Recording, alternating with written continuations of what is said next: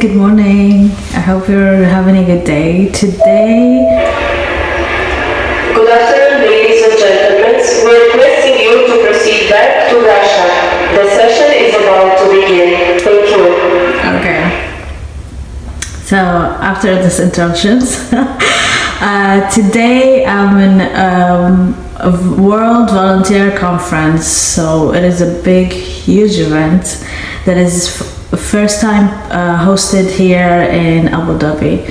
So I'm really excited and I'm having time of my life here because I'm very passionate about volunteering. So it is the first time that this happens here in the UAE. As I said, it was planned to happen 2 years ago in 2019, but it ended up being postponed because of COVID. So it is a 2-day event on 25 and 26. So yesterday I was here and I attended a lot of the conferences that were happening yesterday, and I watched the leaders from different organizations, volunteer organizations around the world. The speakers that I've talked with were from South Africa, from Chile, and from Dominica Republic. So it was a very eventful day. I've learned a lot of things about volunteering actually, and the youth communities around the world. So I was really surprised to know that there are no volunteering policies in the governments of Dominica and South Africa and in Chile.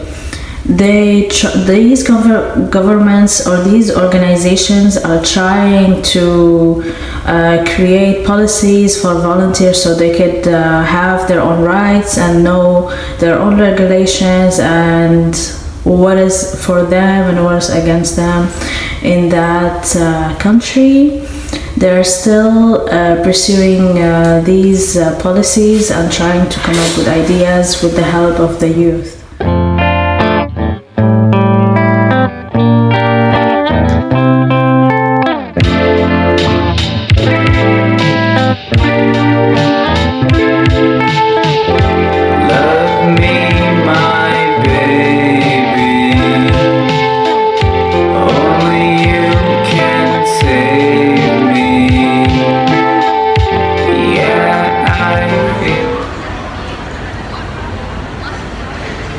Hi guys. إن شاء الله يعجبكم اليوم التصوير. I love الإضاءة هنا. الإضاءة is so beautiful. The lighting is so beautiful. Yeah, I'm still at the event. It's second day, and I feel very excited to share it with you guys. I feel like it's gonna be really interesting to be part of this huge event. I feel very grateful, very blessed. I'm so happy to be there. I love this place. I will show you around. So beautiful.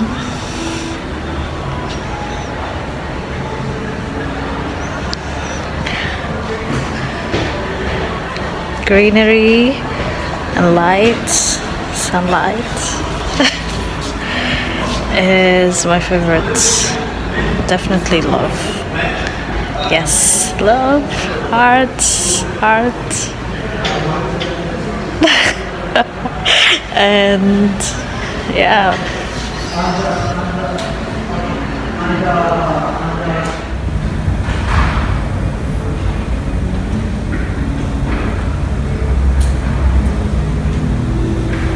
يا الله ما أجمل الخضار. I love it.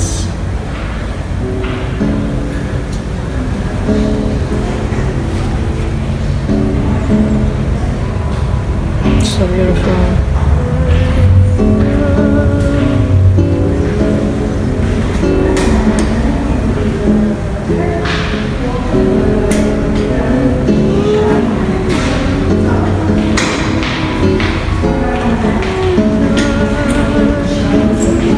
I have big windows like that in my house for sure.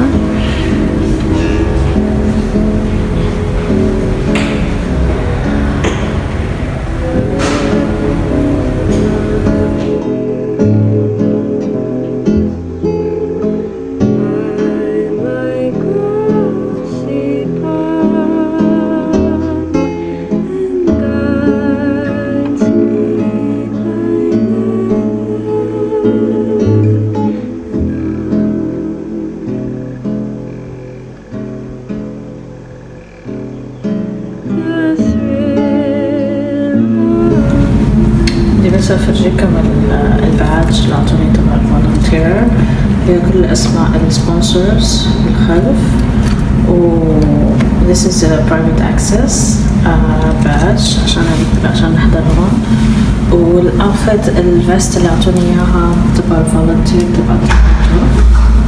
It's beautiful.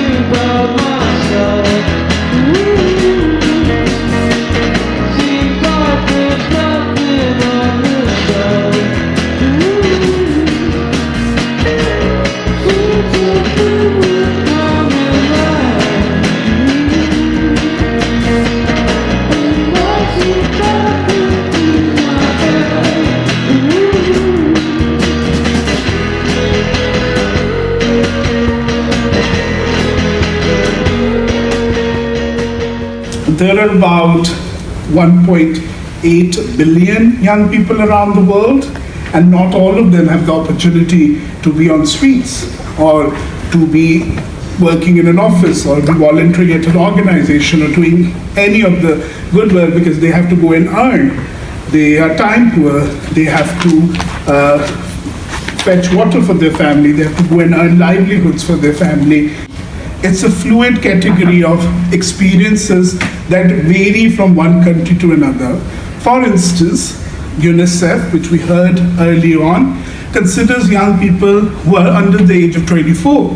But then when you go to Nepal, anyone under the age of 40 is considered to be a young person. Now, why would you think a 40-year-old is young? It's been defined by their transition of being able to support themselves fully on their own. So that's how we look at youth as a fluid category. And it's not a homogeneous group of one category of people. It's made of diversity, as diverse as this room: geographical, social, economic, ethnicity, gender, disability. So many facets which make the conversation even more so complex. So what I set out was to first understand why young people volunteer in the first place. We all like to say because they want to give back to community, it's a good thing for goodwill, but it's quite changing for a lot of young people. They're starting to become more, having a rational, or if I may say, more materialistic in their way of approaching this and saying, hey, is it good for my CV? Will it land me a job? Which is a fair value to begin with. Why assume volunteering is just for making sure young people are good citizens? It's rather also for making sure that they end up getting a good job, or they just want to do it to connect for networks and good people, or it may be due to religious reasons, or faith maybe, or their value system might be encouraging them to do so. Engaged volunteers, 8.8 million young people have been engaged through TikTok to make memes on green livelihoods and climate change. So it's just showing the potential of how young people could be engaged, but that might need disruptive thinking at our end. So what you need to take away from today is, how do I do it in the way that best suits young people and in a diverse sense? Thank you. So I had a wonderful introduction as the volunteering manager at Wales Council Voluntary Action. I also work with a not-for-profit called Future Leaders Network, and I am their head of network, so supporting young people in the UK to come together to explore their leadership challenges. Dr. Mo mentioned earlier that's a bit something that's perhaps missing, but we're really proud to provide that space for young people to have those discussions in safe spaces. And also, for a long time now, I've been mentoring young people and supporting peer learning circles for young people. So really quite close to young people and their social action journeys and leadership journeys in Wales and beyond. So in Wales, the Welsh Government fund 3 strands that are related to youth volunteering. One of those are what we call, none of these are brilliantly named, but just strategic grants, which is supporting volunteering on a more strategic level, and how do we create change and bring partners together to create meaningful, sustainable change that's more fundamental to the future of young people. We also have grants that are called our main grants, which support operational youth volunteering projects that are typically initially adult-led, but open up spaces for young people to come and engage. And then the 3rd strand is our youth-led grants, which is what I'm going to talk to you about today. They've been running for 15 years. And I was there at the very beginning, setting up our first youth-led grant panel in Swansea in Wales, and it's great now that I get to work with them on a national level. So volunteering in Wales, it's about the kind of country you want to be. This is what the Welsh Government tell me. We know that Wales is built on community action, as many of the nations here would also say as well. And just quickly, the definition that we use for volunteering is that it's time given through free will, there's no financial gain, and that it is for the benefit of the community. To allocate to other young people to develop their own youth social action projects in Wales. The young people, the definition of young people are those that are 11 to 25, and our panels really different across Wales. So we might have a group of 14-year-olds in one area and a group of young people that are all over 20 in another area. We have local facilitators that set these up, and then the panel decides how it runs. So they decide how they run a grant-making initiative. So we have Dragon's Den style grant making panels, also those that come up with very comprehensive application forms. And what's brilliant about this is actually it allows young people to get things wrong, to make mistakes, and that is an awesome opportunity to learn. So I'm really pleased that that happens. I often get facilitators getting in touch and telling me something's gone wrong, and I think it's brilliant, because that is where they learn, young people learn, and then we can overcome that, and then they make their panels better. 5 pillars of leadership. And I'm just going to touch on them, a couple of them today, because you can all see the images there. But as a grant maker, these young people are building their vision for the future. What is it that they want in their communities? How do they want that future to look? Of the role and commitment. And Ahmed kind of mentioned.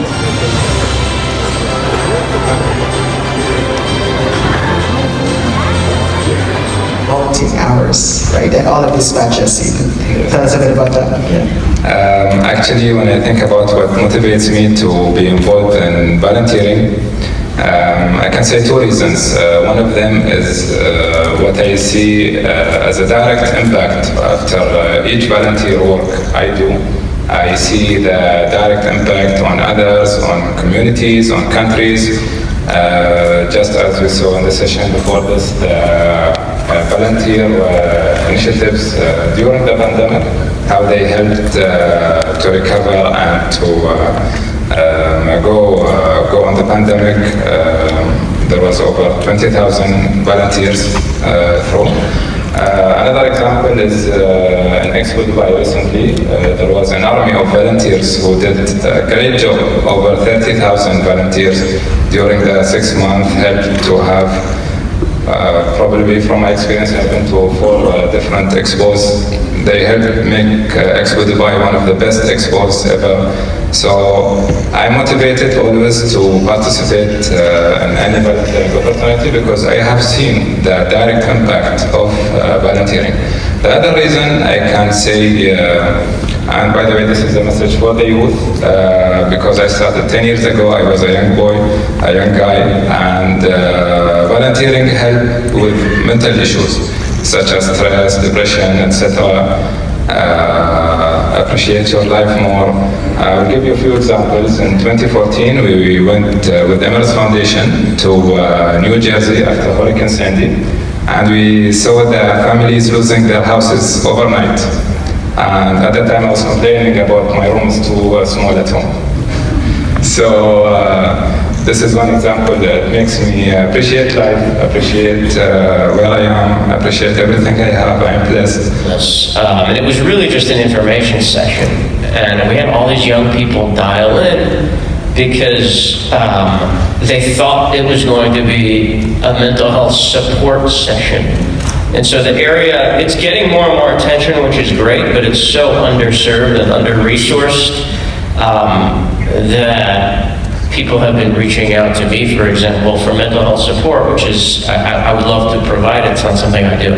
But anyway, I think those are two priority areas. I'm sure we'll hear about jobs and unemployment as well. But I also think we're talking about diversity of young people. So there's diversity of anxiety and concern and aspiration for the future. So we shouldn't get hung up too much on what are we landing on today as the priorities. I'll stop there. No, so there's so many issues and challenges, David. This is what you're saying. So how do you involve young people in prioritizing? Do you involve them in terms of, okay, which one are we going to prioritize for this year or whatever? How do you make that mechanism work? We don't design any programs without young people in the room. So if I have colleagues in Bangladesh who say, hey, we want to start a new volunteer program, I say, great. We have a process for how to start designing a strategy and ultimately a plan of action. But I don't want it to be a room full of folks like me and you, my colleagues, designing this. So from the very start, I want either existing or prospect volunteers in the room with us, to the extent possible, representative of other young people who cannot be in the room with us, designing it with us. And we spent a lot of time trying to get into their shoes. And so and using the insights we have and that they provide to guide our thinking, our strategy development, and ultimately our program design. Volunteering for the common good. We started with special gatherings before the conference with members of our global network for volunteering and our global corporate volunteering council. A dialogue to chart the way for how volunteering can help build youth employability, and so many discussions about the future of volunteering, how it will be, how it must be, collaborative and localized and partner-driven and focused on the values of equity and inclusion. Give yourself a round of applause for all of the hard work you have done these past 3 days.